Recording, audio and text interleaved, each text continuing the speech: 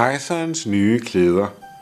For mange år siden levede en kejser, som holdt så uhyre meget af smukke nye klæder, at han gav alle sine penge ud for at blive rigtig pyntet.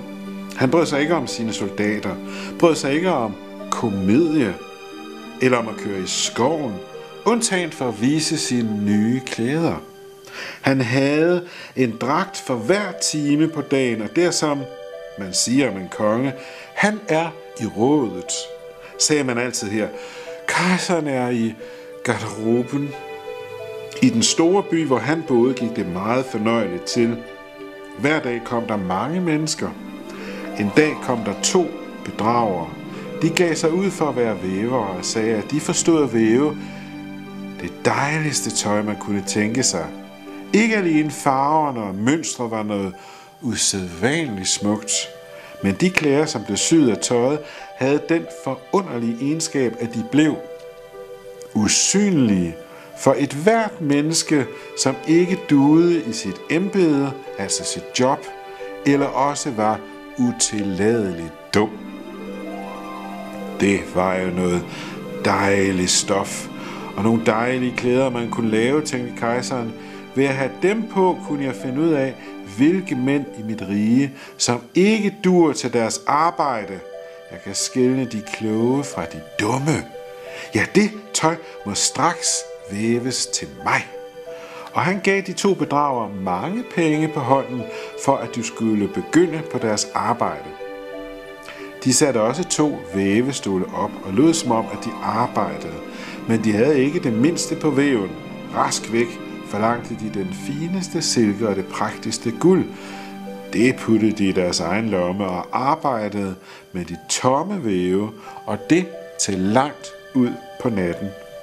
Nu gad jeg nok vide, hvorvidt de er med tøjet, tænkte kejseren. Men han var alligevel lidt underlig om hjertet ved at tænke på, at den, som var dum eller passede dårligt til sit arbejde, ikke kunne se det.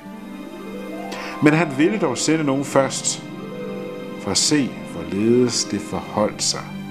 Alle mennesker i hele byen vidste, hvilken forunderlig kraft tøjet havde, og alle var ivrige efter at se, hvor dårlig eller dum hans nabo var. Jeg vil sende min gamle, ærlige minister hen til væverne, tænkte kejseren.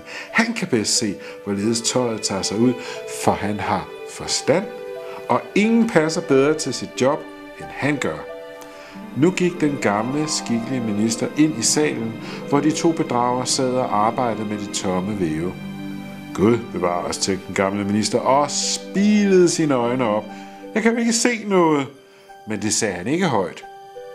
Begge bedragere bad ham være så god at træde nærmere og spurgte, om det ikke var et smukt mønster og dejlige farver. Så pegede de på den tomme væv, og den stakkels gamle minister blev ved med at spærre sine øjne op, men han kunne ikke se noget, for der var ingenting. Herre Gud, tænkte han, skulle jeg være dum?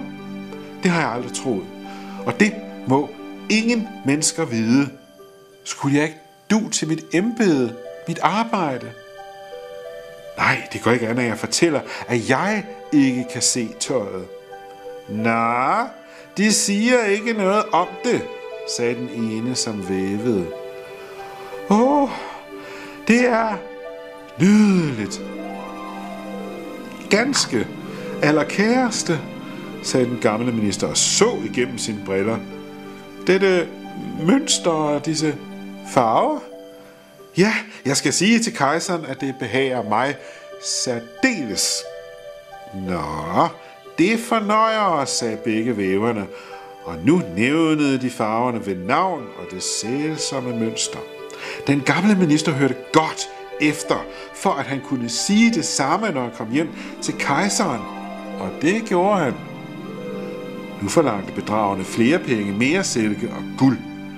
Det skulle de bruge til vævning, til lavetøjet, men de stak alt i deres egne lommer. På væven kom der ikke en trævl. Men de blev ved, som før, at væve på den tomme væv. Kejseren sendte snart igen en anden embedsmand hen for at se, hvorledes det gik med vævningen. Det gik ham ligesom den anden. Han så, men da der ikke var noget, undtagen de tomme væve, kunne han ingenting se. Ja, det er et smukt stykke tøj, sagde begge bedragerne, og viste og forklarede det dejlige mønster, som slet ikke var der. Dum er jeg ikke, tænkte embedsmanden. Det er altså mit gode embede, mit arbejde, jeg ikke dur til. Det var løjerligt nok, men det må man ikke lade sig mærke med. Og så roste han også tøjet, han ikke kunne se, og forsikrede dem sin glæde over de skønne kulører og det dejlige mønster. Ja, det er ganske allerkæreste, sagde han til kejseren. Alle i byen talte nu om det prægtige tøj. Nu ville kejseren så selv se det, mens det endnu var på væven. Med en hel skare af udsøgte mænd, mellem hvilke de to gamle, skikkelige embedsmænd også var, som allerede havde været derhen og kigge, gik de alle hen til de to listige bedragere, der nu vævede til af alle kræfter, men uden en travl og uden en tråd. Ja, det er det ikke pragtfuldt, sagde begge de her embedsmænd, der allerede havde set tøjet. De har i hvert fald sagt, de havde set det. Og så pegede de på den tomme væv. Vil deres majestæt se, hvilke mønster, hvilke farver? De troede jo, at alle andre hvis nok kunne se tøjet. Hvad for noget, tænkte kejseren? Jeg ser ingenting. Det er jo forfærdeligt, at jeg er dum. Du og jeg ikke til at være kejser. Det var det skrækkeligste, som kunne hænde mig. Hvad skal jeg gøre? Så sagde han, det er meget smukt, sagde kejseren. Det har mit allerhøjeste bifald. Og han nikkede tilfreds og betragtede den tomme væv. Men han kunne ikke sige, at han ingenting kunne se. Hele følget, han havde med sig, så. Og ligegyldigt hvor meget de så, ja, så fik de ikke mere ud af det end alle de andre. Men de sagde ligesom kejseren, det er meget smukt.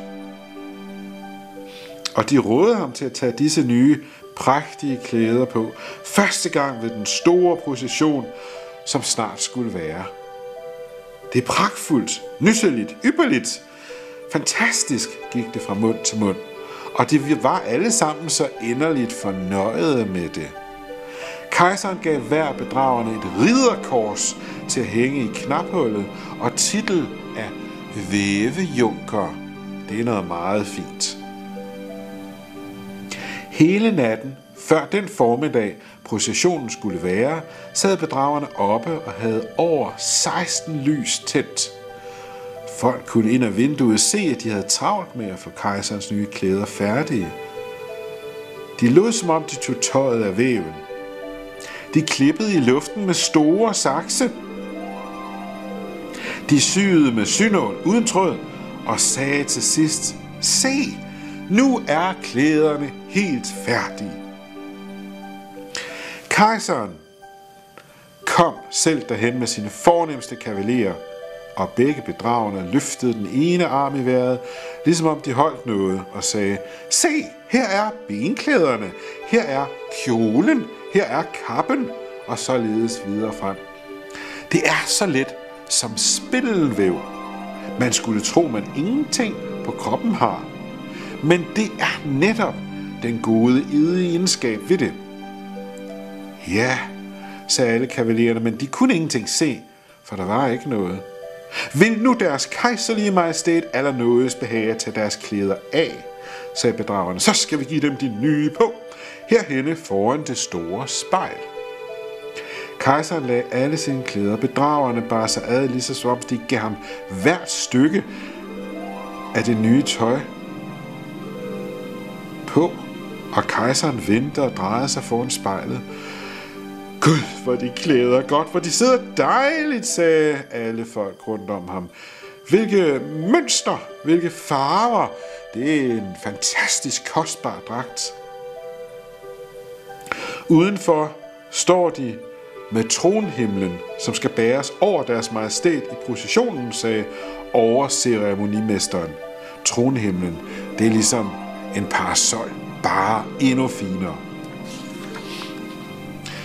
Ja, jeg er jo i orden, sagde kejseren. Sidder det ikke?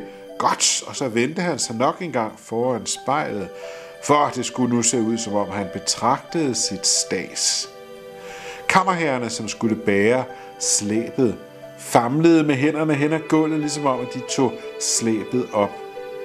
De gik og holdt i luften, men de turde ikke lade sig mærke med, at de ingenting kunne se og heller ikke kunne mærke noget med deres fingre. Så gik kejseren i processionen udenfor, under den dejlige tronhimmel, og alle mennesker på gaden og i vinduerne sagde: Gud, hvor kejserens nye klæder er mageløse. Hvilket dejligt slæb han har på kjolen, hvor den sidder velsignet. Ingen ville lade sig mærke med, at han intet så.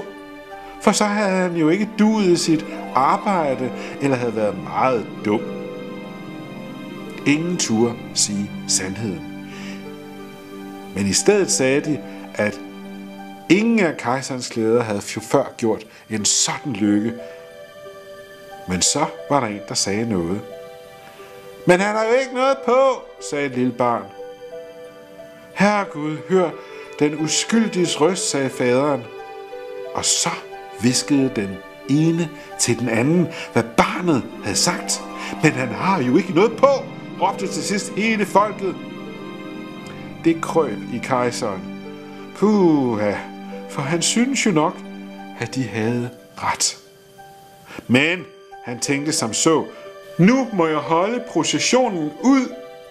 Og kammerherrerne gik også og bar på slæbet, som slet ikke var der.